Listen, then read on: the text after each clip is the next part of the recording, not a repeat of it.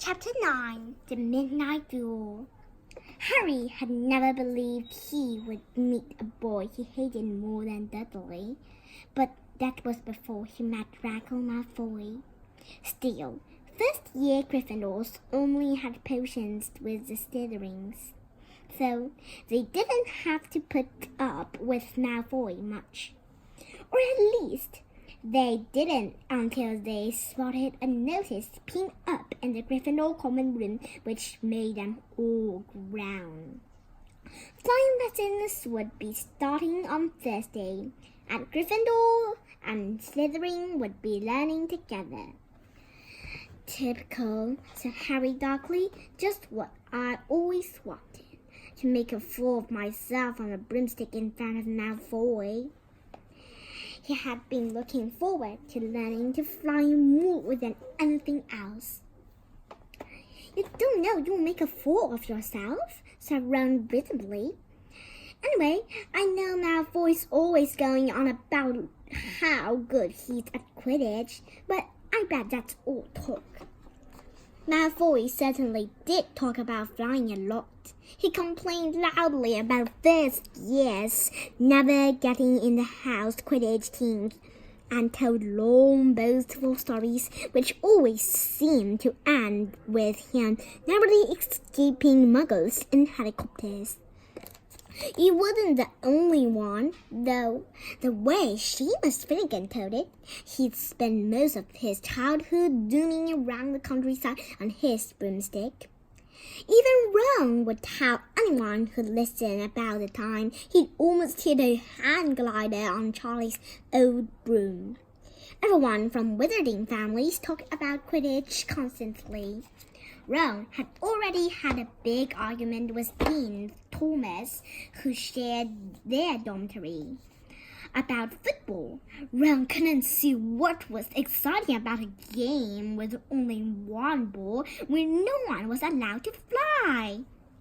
Harry had caught Ron prodding Dean's poster of West Ham football team, trying to make the players move.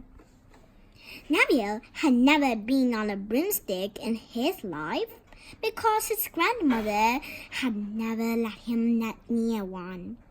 Privately, Harry felt she had good reason, because Neville managed to have an extraordinary number of accidents even with both feet on the ground. Hermione Granger was almost as nervous about flying as Neville was. This was something you couldn't learn by heart out of a book. Not that she hadn't tried. At breakfast on Thursday, she bored them all stupid with flying tips she got out of the library book called Quidditch Through the Ages. Neville was hanging on to her every word, desperate for anything that might help him hang on his broomstick later, but everybody else was very pleased when Hermione's lecture was interrupted by the arrival of the post. Harry hadn't had a single letter since Hagrid's note, something that Malfoy had been quick to notice, of course. Malfoy's ego owl was always bringing him packages of sweets from home, which he opened gloatingly at the Slytherin table. A barn owl brought Neville a small package from his grandmother. He opened it excitedly and showed them a glass ball the size of a large marble, which seemed to be full of white smoke. It's a remembrall! It's a remembrall, he explained. Gran knows I forget things. This tells you if there's something you've forgotten to do. Look, you heard a type like this, and a bit this, and if it turns red, oh! His face fell because the remembrall had suddenly glowed scarlet. You've forgotten something.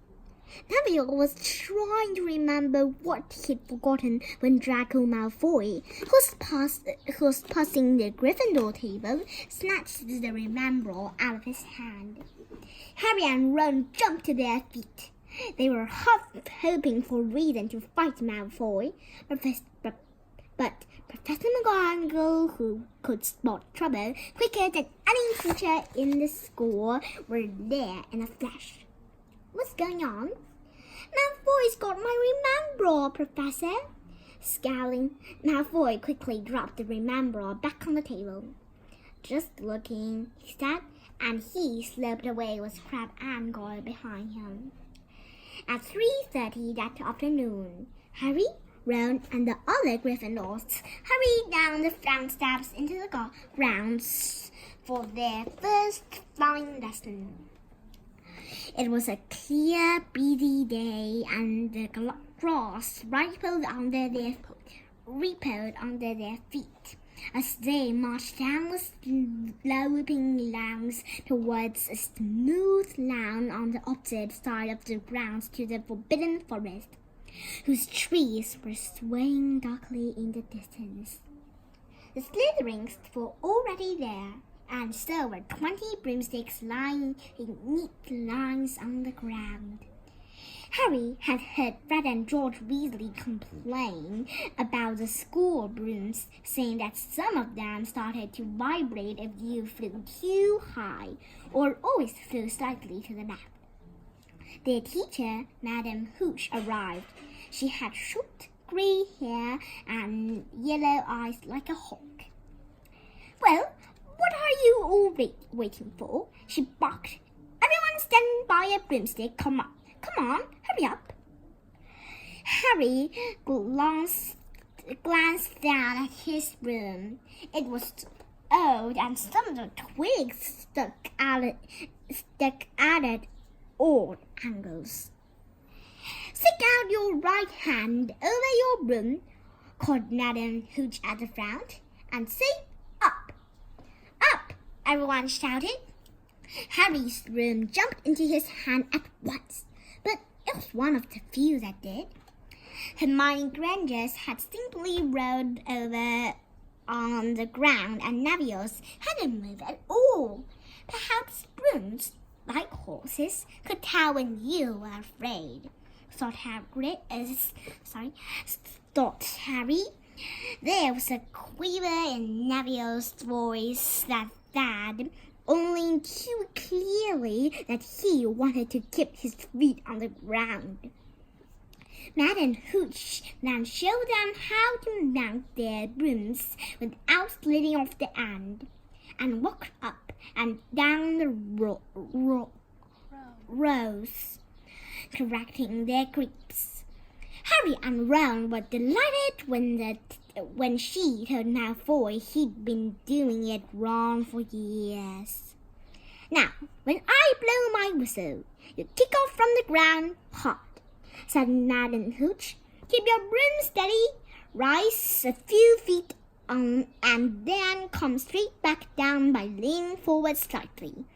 On my whistle, 3, 2, but Neville, nervous and jumpy and frightened of being left on the ground, pushed off hard before the whistle had touched Madame Hooch's lips.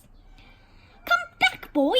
she shouted, but Neville was rising straight up like a cork shot out of a bottle. 12 feet, 20 feet. Harry saw his scared, white face look down at the ground falling away, saw him gasp, slip sideways off the broom, and wham! A thud and a nasty crack, and Neville lay face down on the grass in a heap.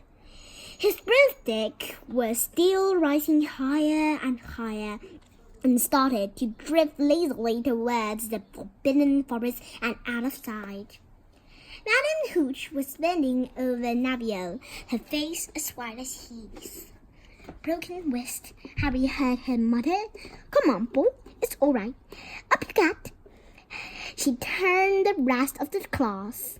"None of you is to move while I take this boy to the hospital wing.